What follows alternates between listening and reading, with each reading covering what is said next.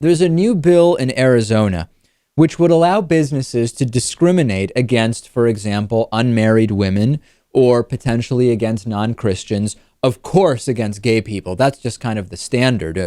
We can just always know that. Raw Story is reporting about Republican State Senator Steve Yarbrough, who has said that he introduced Senate Bill 1062 because, quote, a modest clarification was needed to the state's religious freedom law, according to the Arizona Republic. Among other things, the bill would expand those protected by so-called religious freedom laws for religious assemblies and institutions to, quote, any individual, association, partnership, corporation, church, religious assembly, or institution, estate, trust, foundation, or other legal entity. Now, the conservative advocacy group Center for Arizona Policy has been pushing this hard as a way to protect, for example, wedding photographers and wedding bakers from having to provide services for same-sex weddings, which are not even legal in Arizona. We'll have more about gay baking later in today's show.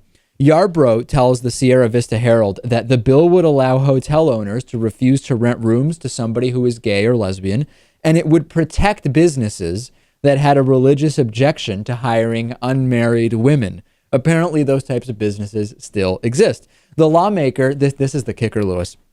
The lawmaker, Mr. Yarbrough, insists that prohibited discrimination remains prohibited and that in no way does this bill allow discrimination of any kind. Does he understand the word discrimination? The only way that you could look at this bill and say that it does not allow discrimination is if you flat out don't know what discrimination is. Right. Or in a way of twisting it a little bit here, I guess what it's really doing is allowing for legal discrimination. So therefore, maybe it's not discrimination, right? Since now it's legal. It's like if the president does it, it's not illegal. If the law allows the discrimination, it's really not discrimination because, Lewis, discrimination would be illegal. How could we possibly be discriminating if it's a legal thing?